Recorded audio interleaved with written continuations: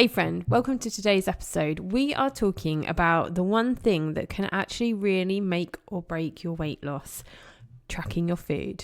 Hey friend, welcome to Menopause and Motherhood, the empowering podcast made just for menopausal mums juggling the beautiful chaos of family life. If you're ready to reclaim your health, confidence and sanity, including managing weight and feeling strong again, you are in the right place.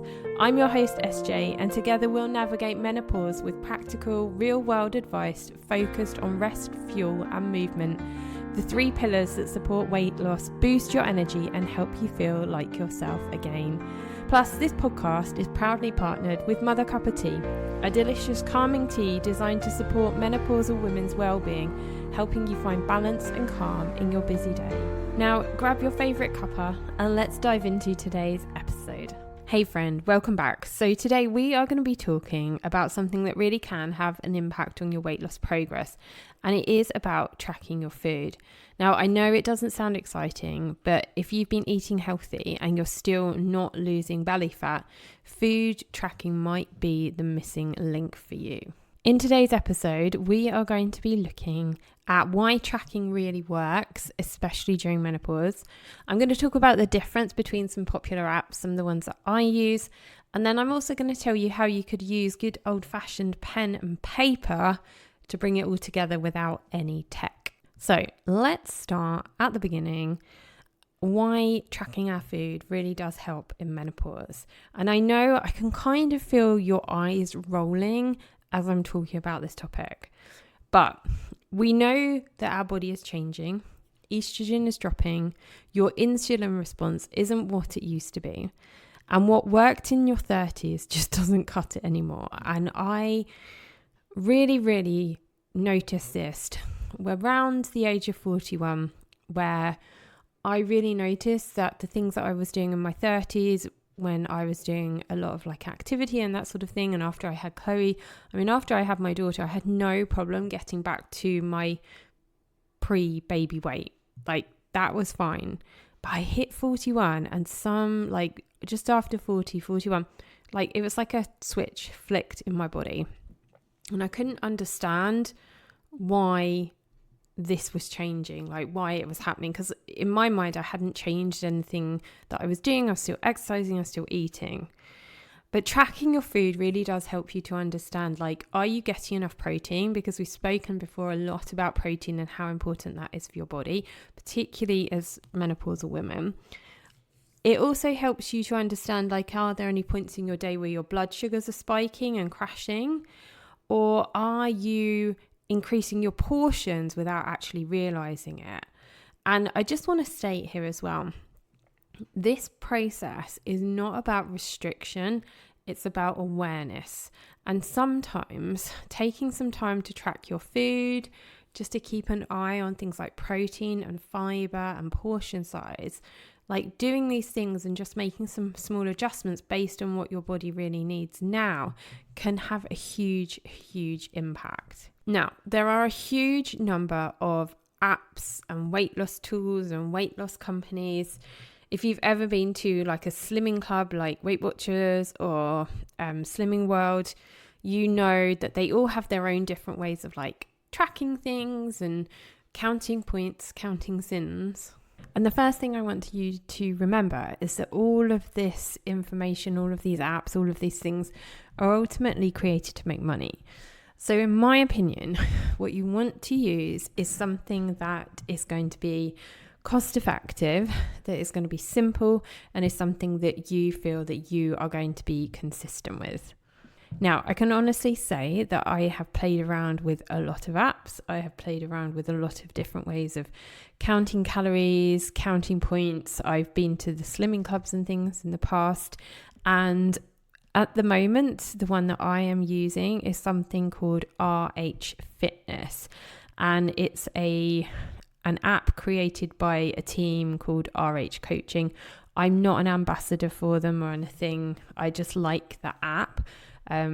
My sister actually introduced it to me about a year and a half ago, and I quite like the simplicity for it. I'm not sure if it's available outside of the UK. That might be something for you to look at. But the reason I like it is a number of reasons. It gives me a personalized calorie target based on your activity and also your goals. It focuses on long-term fat loss, not quick fixes. And this is very much like a theme that goes on throughout the app as you use it.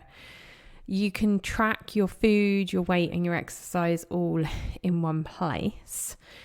There is a community vibe, although I haven't really tapped into it myself. But one of the things I also really like about this app is that you can scan barcodes. It's got I find it quite user friendly. It gives you a lot of top tips on how to improve your food and what you're eating. And the main focus of the app is actually about the nutrient quality of the food that you're eating. So it isn't just about hitting a certain number of calories, It tracks your fats, your protein. It encourages to eat a certain amount of fiber every day. And when you input foods into the app, it actually gives the food like a nutrient quality rating. And it has like excellent, good, okay, poor, and very poor.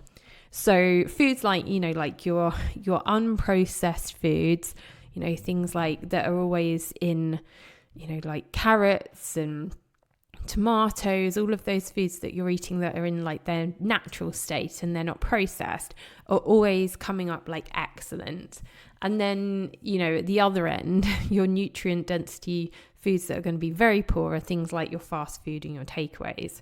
And I just find it helpful because rather than actually focusing on like the numbers, what I find myself focusing on is actually like the quality of the food.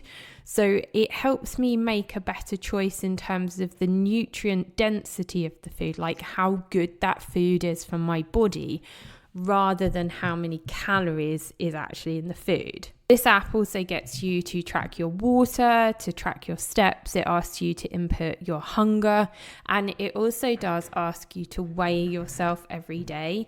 As soon as you get up after you've been to the toilet, to stand pretty much butt naked on your scales and weigh yourself.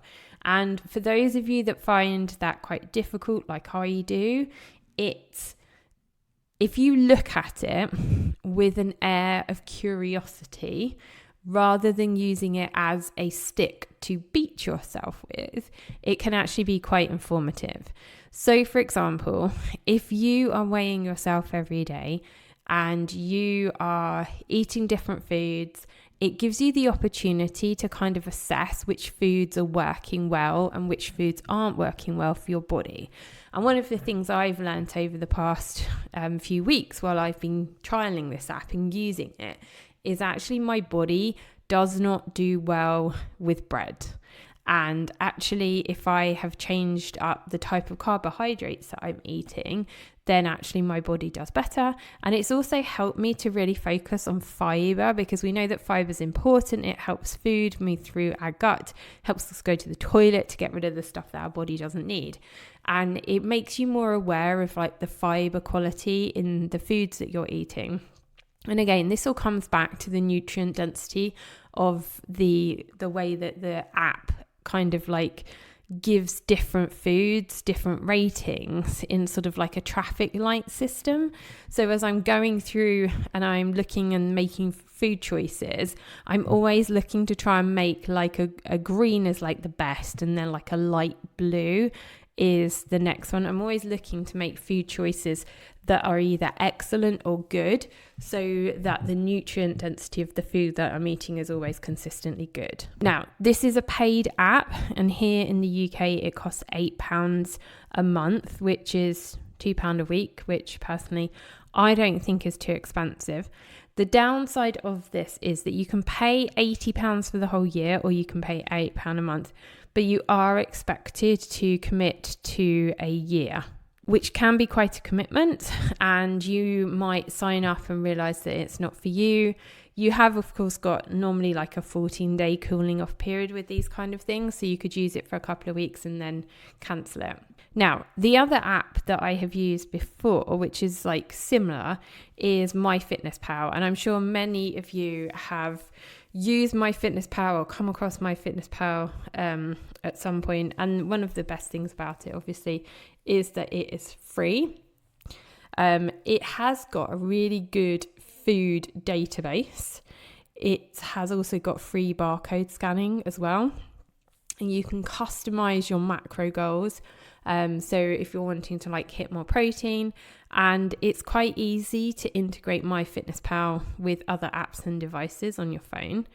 I think this one is ideal if you have not used an app before to track your food. I think this is a great starting point. It's free and it's very flexible. And if you want like more of a do-it-yourself sort of way with your fitness journey, then that one really does work well.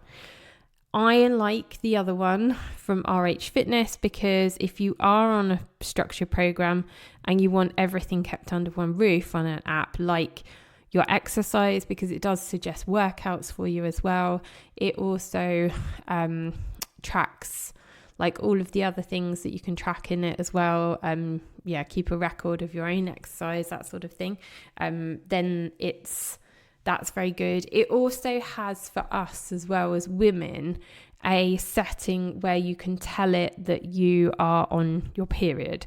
And I think that's quite helpful because then you can kind of make a mental adjustment as to what's going on and what you're eating and that kind of thing. And when you're looking back for patterns, you can see patterns quite clearly with that. So those are the two kind of apps that I'm most familiar with. I would really recommend, if you've never used an app before, trying MyFitnessPal, see if you get on with it. I like the other one just because I find it a lot more user-friendly. But again, I'm not sure if it's available outside of the UK. That might be something to look into. So what about if you don't actually want to use an app? And that's absolutely fine. I think there's a lot to be said for actually taking a moment to write things down with good old pen and paper. So if tracking on your phone isn't your thing and you get fed up of having tech, I've actually created something that you might find helpful. So I have a 90-day fitness planner called Rest, Fuel, Move. And it's a simple paper-based system. You can either buy it as a digital download, or I do have some hard copies that you can purchase. They are a ring bound, so like a wire ring bound sort of A5 notebook size that has all of the pages inside it already, printed it for you. So you can either download it as a digital download or you can buy the hard copy yourself. And this is a paper-based system that will help you to track like your meals. It will help you to track your water as well. It helps you to keep track of your workouts, so you can track your workouts in there as well. There is space for you to write recipes. There is space for you to do your weekly planning in terms of your schedule in there, to do your meal planning and all of that. And also the opportunity to set weekly goals and review your progress. And it's 90 days because I always think 90 days is a good period to really sort of focus on something and stick at it. Like 3 months, it's a quarter of a year. It gives you a really like good end goal that isn't like a year, if you like. The planner that I've created is called Rest, Fuel, Move. It's designed with you in mind. There are no numbers. It's quite a simple looking notebook. It's not about perfection. It's just a bit of a notebook that really just helps you to get like a bit of structure, a little bit of self-awareness, and a space to show up for yourself as well. Now, if that is something that you would like, I can guide you over to my website, or you can drop me an email if you would like a hard copy. Drop me an email and I can tell you how you can get your hands on one of those. I will ship it internationally for you if you are outside of the UK, and we can work out the postage and everything depending on where you are. So click the link in the show notes, head over to my Wellness and Wellies website, and you can find the information about that over there. Okay, so just a few final thoughts before we kick off. Remember, whether or not you want to use an app or whether you want to use good old pen and paper, food tracking really can be a game changer on your weight loss journey. It's important to remember that this isn't about obsessing. You want to approach this with an element of curiosity. It's about learning about yourself, not judging yourself. It's about being honest, which is quite hard to do sometimes. And it's also about giving yourself the best chance to feel strong, clear-headed, and actually in control of your body again, because I don't know about you, but I really don't feel like I'm in control of my body most of the time. So choose the method that's going to work for your life, for your brain, and for your routine, and just get started. I really hope that you enjoyed this episode. If you did find it helpful, please share it with a friend and leave a 5-star review on Apple iTunes. It does help more women find real supportive advice in what can be a really confusing and chaotic space. And don't forget, my Rest Fuel Move planner is available now. I'd love to help you kickstart your 90 days.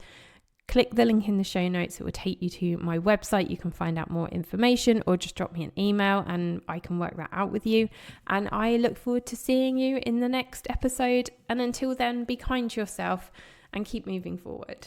Hey friend, welcome to Menopause and Motherhood, the empowering podcast made just for menopausal mums juggling the beautiful chaos of family life. If you're ready to reclaim your health, confidence and sanity, including managing weight and feeling strong again, you are in the right place.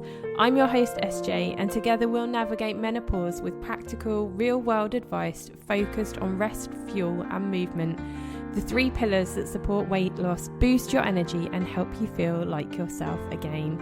Plus, this podcast is proudly partnered with Mother Cup of Tea, a delicious calming tea designed to support menopausal women's well-being, helping you find balance and calm in your busy day.